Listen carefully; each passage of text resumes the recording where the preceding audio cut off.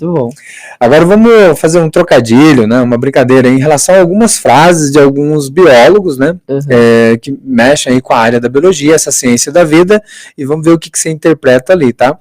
Então vamos lá, a primeira é essa: não é o mais forte que sobrevive, nem o mais inteligente, mas o que melhor se adapta às mudanças.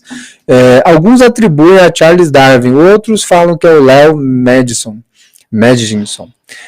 Fala para nós o que é essa ideia. Traduza em miúdos, de forma clara, o que ele quis dizer, seja ele qual for que de fato falou e pronunciou essa frase aí.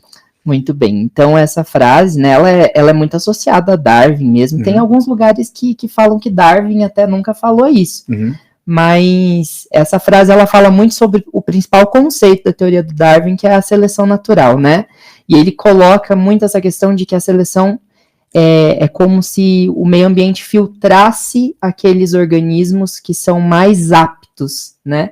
E o que é a aptidão para ele? É a questão da sobrevivência diferencial. Então, alguns organismos, por terem uma determinada característica que para aquele determinado momento, para aquela determinada pressão que o meio ambiente exerce, é uma característica positiva, é ele quem vai sobreviver, e sobrevivendo vai cruzar com outro vai dar que continuidade. Também sobreviveu por conta de ter essa mesma aptidão, e por cruzar com esse que tem essa mesma aptidão vai deixar um filhote que também vai ser apto, tanto quanto os pais, ou talvez até mais, né? E justamente essa questão de pensar que existem essas características que são favoráveis. E o bacana é que essa característica favorável, ela nem sempre está ligada à força, né? Não é, por isso que vem o não é o mais forte que sobrevive. E nem inteligência, né? E nem o mais inteligente, mas sim o mais apto, aquele que está preparado. E é outro ponto importante disso, é entender que não é nem aquele que melhor se adapta também, é aquele que tem aptidão. Se eu tenho aptidão, se eu estou apto para superar aquela condição, eu sobrevivo. Se eu não estou apto, não tem como eu sobreviver, não tem como eu deixar descendentes também. Legal. Acho que foi bem claro aí, né? Não tem nem o que colocar aí. As espécies são fixadas dentro de limites, além dos quais não podem ser alterados. Gregor Johann Mendel. O que ele quis dizer com essa ideia de espécies fixadas dentro de limites, além dos quais não se pode ser alterado? Aí é importante lembrar que o Mendel é o cara da genética, né? O grande, conhecido como pai da genética. E essa ideia de limites que não podem ser alterados é justamente essa questão de pensar que existe toda uma composição genética que ela é limitada àquela determinada espécie, né? E o que é muito interessante é que, assim, o Darwin e o Mendel, eles são contemporâneos. Eles viveram num mesmo período ali, né? Coexistiram no mesmo período. Mas o Mendel conheceu o trabalho do Darwin, assim, por cima. Mas Darwin não chegou a conhecer muito as ideias do Mendel. Só que mesmo não se conhecendo, né? Não tendo tanto contato, assim... Os dois, eles falaram de coisas que eram meio que comuns. O Darwin, ele falou sobre um pouquinho de variabilidade genética, de falar que, naquele momento, a questão da aptidão, existia um que era mais apto que o outro, mesmo sendo da mesma espécie, né? Então, ele coloca que dentro de uma espécie existia uma variabilidade. Sim, uma variante. Uma variante ali, que eles eram um pouquinho diferentes uns dos outros. E vem o Mendel a mostrar, justamente, que existiam essas variações, só que ele colocava que existia um limite dentro dessas variações. E que tinha mais sucesso aquele que tinha boas características que eram favoráveis para o meio ambiente. Então é legal que eles são diferentes, eles pouco tiveram acesso ao trabalho um do outro. Mas estavam em sintonia. Mas eles estavam em sintonia. Bacana. Né? Eu acho isso muito legal. Bacana. É uma outra frase aqui, né? Deixa eu ver.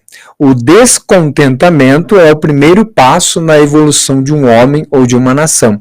Aí não é propriamente dito um biólogo, né? Ele é um escritor, Oscar Wilde. O que você consegue tentar fazer um comparativo ou uma ponte com a biologia? O descontentamento é o primeiro passo na evolução de um homem ou de uma nação. Eu acho que se a gente for pensar, por exemplo, em como é colocado a questão da evolução humana, né? É justamente a questão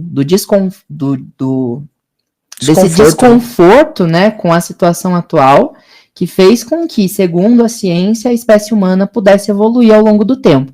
Uma das coisas mesmo que colocam a respeito da evolução humana é que, a princípio, os primatas, os símios, né, eles eram macacos com uma cauda prênsil que habitavam ambientes assim, em cima de árvores. Sim. E aí, por conta de mudança, de pressão do meio ambiente, mais uma vez, aí volta... Todas essas ideias, na verdade, elas vão meio que se interligando, né? Mas pela pressão do meio ambiente, eles tiveram que tomar o chão. Sim. Justamente para poder caçar. E aí, nesse episódio de tomada do chão, aqueles que conseguiam ter uma postura mais bípede, ou seja, não andar sobre 4 eram mais membros, bem-sucedidos. 2, eles eram mais bem-sucedidos. Ou seja, aptidão. Sou apto, então eu sobrevivo, deixo descendentes tão aptos quanto eu. Né?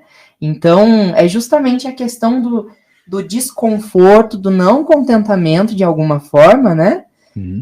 Mesmo que de forma instintiva, talvez, em relação à condição. E aí depois vem, por exemplo, dentro da história das civilizações, pensar que o ser humano, a partir do momento que ele se torna os hominídeos, né? A partir do momento que eles se tornam bípedes, existe, por exemplo, as mãos livres para poder manipular coisas. E podendo manipular coisas, é onde o cérebro começa a se desenvolver muito mais, né? E aí existem várias evidências, né, de processos evolutivos aí para fazer essa relação aí em como surgiu a espécie humana. E é legal, porque se for falar aí dentro da filosofia, às vezes a gente pode até colocar assim, né? Como que o homem conseguiu descobrir o fogo, né? O dominá-lo, se não por uma inquietação ou uma necessidade. Porque se estivesse muito bem, confortável, um bem-estar ali, ele não ia tentar se aventurar, né, a fazer o processo ali do fogo, né? Exatamente. E dominar, não fazer, mas descobrir, né?